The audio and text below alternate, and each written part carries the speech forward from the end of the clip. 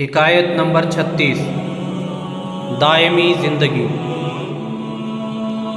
ایک دانا و بینا شخص نے بطور تمثیل کہا کہ بر صغیر کے علاقے میں ایک ایسا درخت ہے جس کے سائے کا پھیلاؤ کئی کوس تک ہے۔ اس کی جڑ پاتال کی خبر لاتی ہے اور اونچائی آسمان تک پہنچتی ہے۔ اس سے مخلوق خدا فائدہ اٹھاتی رہتی ہے۔ اس کے پتوں کے متعلق لوگوں کا یقین ہے کہ وہ نہایت ہی تلخ ہوتے ہیں، مگر جس شخص کو قسمت سے کوئی پتا ہاتھ لگ جائے اور وہ اس پتے کو کھا لے تو اسے حیات ابدی نصیب ہو جاتی ہے۔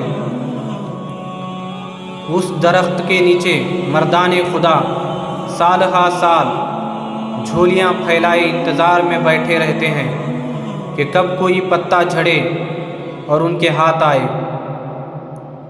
یہ حکایت ایک بادشاہ نے سنی اور جی میں کہا کہ اگر اس شجر کا میوہ ملے تو کیا کہنے۔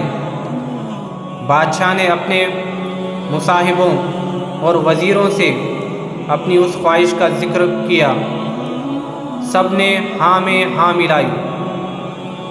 الغرض بادشاہ نے بر صغیر پاک و ہند میں اپنے ایک ہوشیار آدمی کو اس درخت کے پھل کے لیے روانہ کر دیا۔ وہ بیچارہ مدتوں جنگل جنگل صحرا شہر مارا پھرتا رہا، لیکن گوہر مقصود ہاتھ نہ آیا۔ جس کسی سے ایسے درخت اور پھل کا پوچھتا وہ اس کا مذاق اڑاتا۔ کیوں در بدر خاک چھان رہے ہو، ٹھنڈے ٹھنڈے جدھر سے آئے ہو ادھر کو لوٹ جاؤ۔ وہ آدمی تھا من کا پکا، ارادے میں خم نہ آنے دیا اور برابر کوہ و دشت کی خاک چھاننے لگا۔ جب برسہا برس گزر چکے، پورے ہندوستان کے گوشے گوشے چپے چپے میں پھر چکا، بقائے دوام کے شجر کا کہیں نشان نہ ملا۔ اس قدر محنت اور تکلیف اکارت جانے سے اس کے رنج و غم کی کوئی انتہا نہ تھی۔ بدقسمتی پر آنسو بہانے لگا۔ بیچارہ قاصد مایوس ہو گیا اور بصد حسرت و یاس وطن کو واپس چل پڑا۔ سچ کہتے ہیں کہ کسی کی محنت رائے گاہ نہیں جاتی۔ چلتے چلتے اس کا گزر ایک ایسے مقام سے ہوا جہاں ایک خدا رسیدہ بزرگ رہتے تھے۔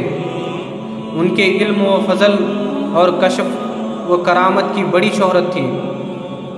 قاصد نے دل میں سوچا، مجھے اس بزرگ کی خدمت میں جانا چاہیے۔ ممکن ہے شیخ کے نگاہ سے بگڑا ہوا کام بن جائے اور مایوسی راحت میں بدل جائے۔ یہ سوچ کر چشم پر آب لے کر شیخ کے پاس حاضر ہوا۔ ان کی نورانی صورت دیکھتے ہی اپنے آپ پر اختیار نہ رہا، ضبط کا دامن ہاتھ سے نکل گیا اور روتا ہوا ان کے قدموں میں جا گرا۔ اس قدر آنسو بہائے کہ سارا بوجھ ہلکا ہو گیا۔ شیخ نے اٹھا کر شفقت سے گلے لگایا اور پوچھا، کیا بات ہے؟ پریشانی کا سبب کیا ہے؟ تو اس نے عرض کیا، جس کام کے لیے برسوں پہلے وطن سے نکلا تھا وہ کام نہیں ہوا۔ اب سوچتا ہوں واپس جا کر بادشاہ کو کیا جواب دوں گا۔ بادشاہ نے مجھے بقائے دوام کے شجر کی تلاش میں یہاں بھیجا تھا۔ میں نے اس کے جستجو میں اس ملک کا چپا چپا چھان مارا، مگر ناکامی اور مایوسی کے سوا کچھ ہاتھ نہ آیا۔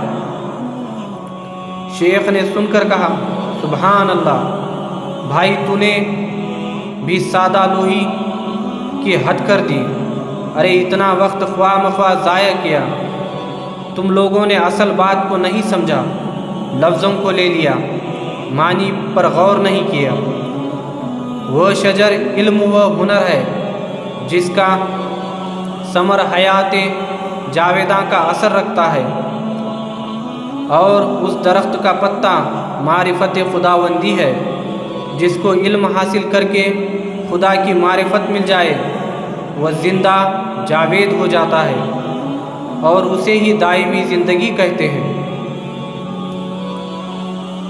تو اس حکایت سے یہ درس حاصل ہوتی ہے کہ اے عزیز، صرف الفاظ پر غور نہ کر، معنی کے اندر غوطہ لگا، صورت کے پیچھے مت بھاگ، سیرت دیکھ، ظاہر پر نہ جا، باطن دیکھ، صفت پر نظر رکھ تاکہ تجھے ذات کی طرف لے جائے۔ یہ نام ہی کا جھگڑا ہے جس نے مخلوق کے اندر اختلاف کی گرہیں ڈال دی ہیں۔ جہاں معنی پر نگاہ کی جاتی ہے وہاں اختلاف نہیں رہتا۔